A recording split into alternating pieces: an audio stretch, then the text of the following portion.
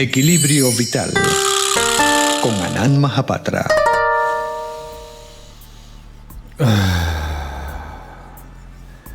Yo soy Víctor Avilán, también conocido como Anand, y esto es Equilibrio Vital.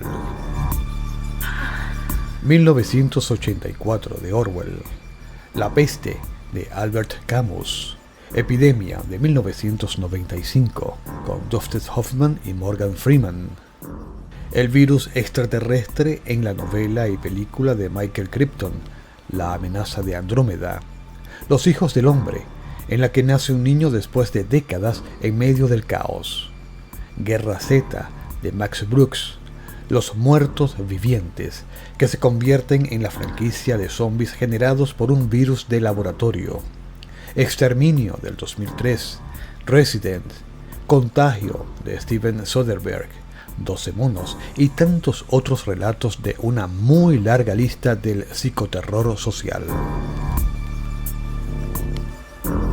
Novelas, películas y series sobre el virus que diezma la población.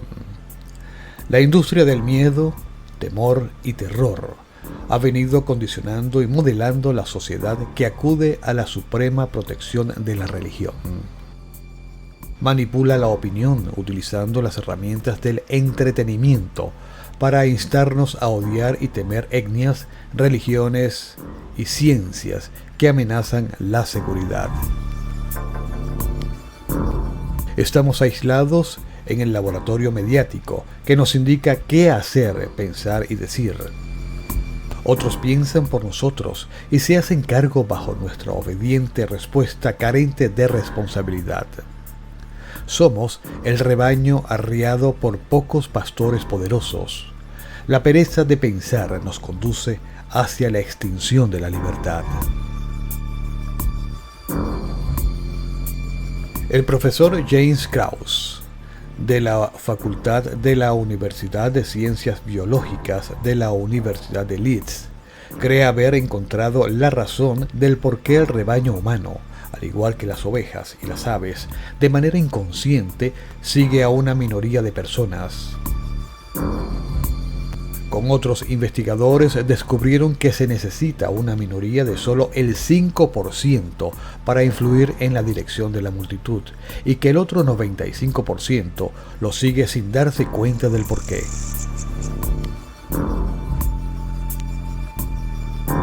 Los hallazgos tienen implicaciones importantes para dirigir el flujo de multitudes grandes, en particular en escenarios de desastres donde la comunicación verbal puede resultar difícil.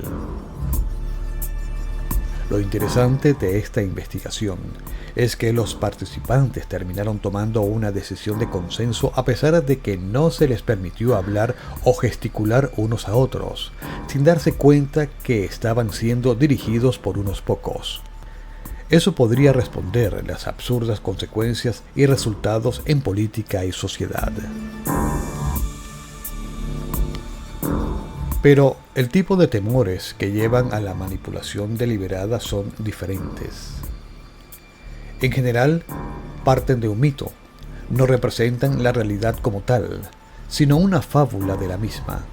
Es más fácil si tomamos un ejemplo. Durante mucho tiempo circuló la idea de que una mujer solo era virtuosa si llegaba virgen al matrimonio. Generaciones enteras dieron crédito a este postulado, y eso impuso un fuerte condicionamiento sobre la mujer. Generaciones enteras dieron crédito a este postulado y eso impuso un fuerte condicionamiento sobre la mujer, que, gracias a este tipo de ideas, permanecía subyugada frente al poder masculino dentro de la cultura. En el terreno político, el temor convertido en miedo es el arma principal de los regímenes autoritarios y populistas. Por eso, con toda la intención del caso, se promueve ideas tergiversadas acerca de la realidad. Es relativamente fácil identificar los discursos que manipulan en lugar de persuadir. Normalmente acuden a una gigantesca amenaza que se cierne sobre todos. Utilizan un tono apocalíptico para referirse a ella y plantean como única vía de solución la adhesión a un personaje, un partido político o un grupo determinado. Nuestra naturaleza se ha debatido entre el miedo y el temor. Al principio de los tiempos, ese miedo inherente al entorno inhóspito le permitió a la raza humana adaptarse, migrar hacia zonas más seguras en la preservación de la integridad física y el cubrimiento de las necesidades alimenticias. La incertidumbre generaba a veces una transformación del miedo al temor, es decir, situaciones y amenazas imaginarias o exageradas. Quizás en aquellos tiempos se dieron los primeros pasos para obtener poder y liderazgo utilizando el temor como una herramienta poderosa de manipulación, creencia engañosa de fenómenos o amenazas divinas de los dioses de la naturaleza. Quizás fue el primer cobro de peaje de protección para quienes sucumbían al temor y compraban seguridad a cambio de sumisión y obediencia. Podríamos pasar horas buscando los inicios de la manipulación del temor, pero lo que está claro es que se convirtió en la principal herramienta de los diferentes poderes religiosos desde los albores de la humanidad y que perduran hoy fortalecidos e intocables, seguido muy de cerca por las industrias del poder económico en sus manifestaciones más crudas, como la creación y generación de consumos de medicamentos. Para llevar a cabo con efectividad este proceso de manipulación por temor, se aplicaron cambios en la sociedad para hacerla sensible y vulnerable, simplemente por la ignorancia. No el analfabetismo, sino por la ignorancia ante una educación sesgada y también intervenida en contexto, concepto y aplicación. La educación prusiana, por allá en la Alemania medieval, se impartía en los monasterios para formar nuevas generaciones de clérigos, luego a la aristocracia y más tarde a la clase adinerada. El poder de educar y generar formas de pensar manipulables se instauró en la educación primaria obligatoria para formar ciudadanos útiles al Estado. El poder manipulante del Estado era regido en las sombras por la Iglesia, que ya había generado un código de comportamiento con el consiguiente castigo divino por desobediencia. Hombres malvados que se autonombraban emisarios de Dios y a veces hasta dioses que impartían justicia a los impíos. Se aplaude a Prusia por haber sido la primera en implantar la educación primaria gratuita y obligatoria, con programas estructurados en contenidos de enseñanzas limitadas que beneficiaba al Estado. Han pasado varios siglos y nadie se cuestiona un modelo tan viejo y caduco de educar donde se censura e ignora muchos conocimientos valiosos que le permitirían a la sociedad avanzar y desarrollarse más rápido, en libertad y verdadera inteligencia, donde no tendría cabida la religión castrante, el despotismo y la incompetencia de los administradores de naciones.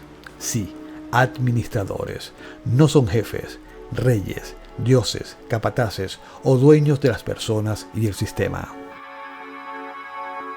Pero para poder continuar renovando las herramientas del temor, se utiliza otro poder muy poderoso que genera opinión y pensamientos manipulados en masa.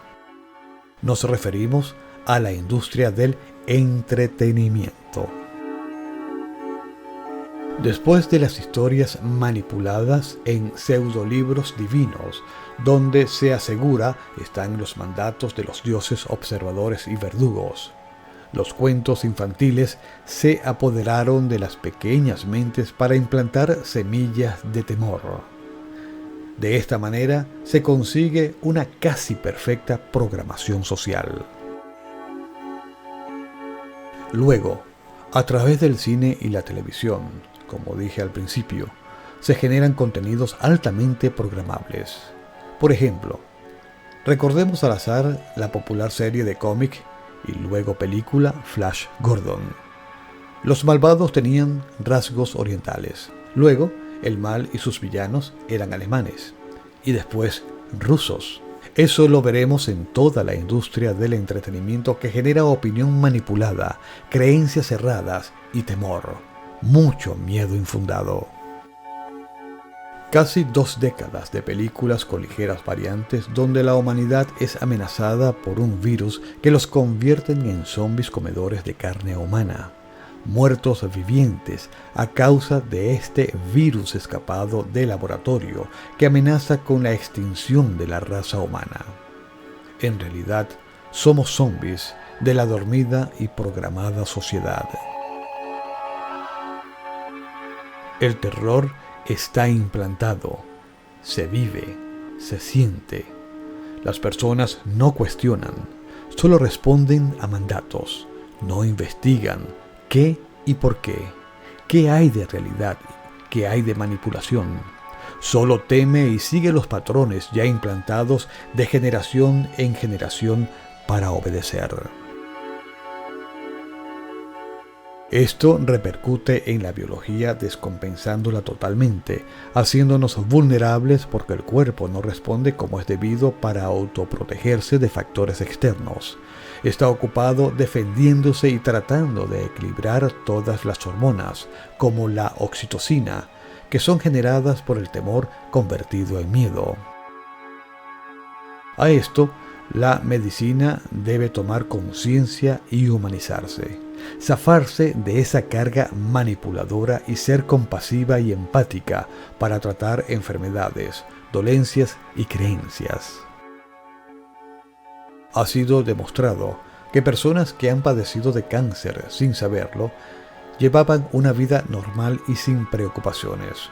Una vez que tiene fríamente la noticia, su psiquis colapsa el cuerpo y se acelera la enfermedad hasta la muerte, excepto quienes a la par de medicación cambian la actitud y trabajan la psiquis y emociones, logrando en muchos casos sobrevivir. Menciono cáncer, pero esto es ampliado a cualquier enfermedad o dolencia, incluyendo al reciente virus que mata, podríamos aventurarnos, por el padecimiento del temor a miedo. Y además, la religión y educación han torcido lo que es el final de la vida. Poseemos un temor irracional a morir. Lo cierto es que el antídoto para la manipulación es informarse adecuadamente. No creas de primera todo lo que oyes, todo lo que ves o todo lo que te cuentan. Procura utilizar fuentes fiables para formarte tus opiniones y desconfía de los discursos que basan su validez en el miedo a una amenaza descomunal. El miedo debería proclamarse como pandemia mundial. Debería regularse legalmente para evitar ser utilizado como recurso para la industria del entretenimiento, prohibido y penado como argumento político y antiético y censurable en medicina. Esto generaría otro enfoque distinto y novedoso a las noticias e información. El miedo es el mayor causante de muertes en el mundo, convirtiéndose en el mayor y más importante aliado de las enfermedades. La oxitocina es la hormona encargada de romper las defensas de protección, dejando al organismo vulnerable. Veamos la evolución social y biológica del miedo y su tratamiento de exterminio y control social, utilizado en la guerra, política y los medios. El Génesis, Edén, Adán, Eva, con la prohibición, amenaza y castigo como salvaje látigo inicial de la religión.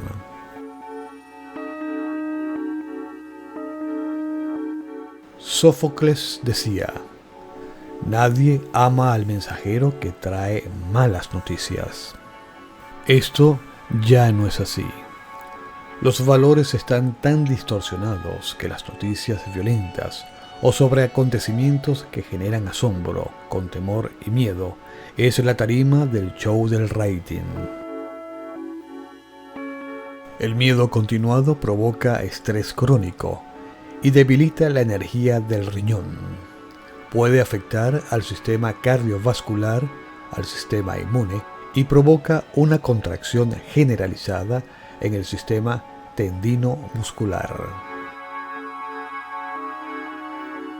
Seguramente nos daremos cuenta que todos los temores que tenemos acaban relacionándose con el miedo al sufrimiento, a la muerte y a la soledad. El temor es la manera más fácil de controlar al ser humano junto con el deseo, bastón o zanahoria. He ahí la alternativa. Esto queda muy potente cuando observamos el paisaje mediático. Sostener este modelo de sociedad basado en el sobreconsumo, la explotación del planeta y la dominación de una élite codiciosa a coste de la miseria de la gran mayoría necesita grandes dosis de propaganda para evitar que nos demos cuenta de que el emperador lleva tiempo paseando desnudo. El miedo a la enfermedad para vender productos de salud y seguros sanitarios. El miedo al extranjero para tener un chivo expiatorio y evitar mirar a los que provocaron esta crisis. El miedo al paro y la pobreza para que aceptemos la degradación constante de las condiciones laborales. Reportajes sobre robos, atracos, violencia, para convencernos que el próximo es un peligro antes de ser un compañero o un hermano.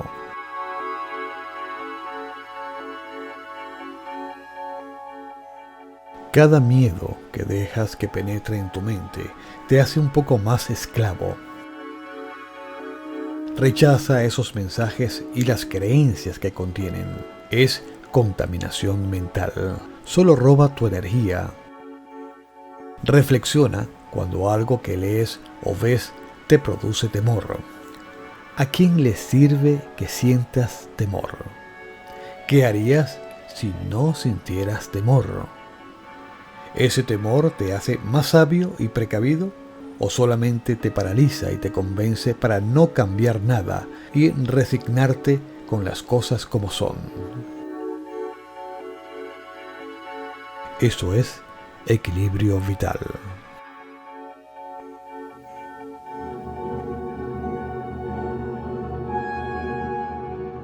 Y ahora nuestro cuento final. Este es un relato sufí. Nasruddin siempre escoge mal. Todos los días, Nasruddin iba a pedir limosna a la feria y a la gente le encantaba hacerlo tonto con el siguiente truco. Le mostraban 2 monedas, una valiendo 10 veces más que la otra. Nasruddin siempre escogía la de menor valor. La historia se hizo conocida por todo el condado. Día tras día, grupos de hombres y mujeres le mostraban las 2 monedas, y Nasruddin siempre se quedaba con la de menor valor. Hasta que apareció un señor generoso, cansado de ver a Nasruddin siendo ridiculizado de aquella manera. Lo llamó a un rincón de la plaza y le dijo: «Siempre que te ofrezcan 2 monedas, escoge la de mayor valor, así tendrás más dinero y no serás considerado un idiota por los demás». «Usted parece tener razón», respondió Nasruddin, «pero si yo elijo la moneda mayor, la gente va a dejar de ofrecerme dinero para probar que soy más idiota que ellos. Usted no se imagina la cantidad de dinero que ya gané usando este truco. No hay nada malo en hacerse pasar por tonto si en realidad se está siendo muy inteligente».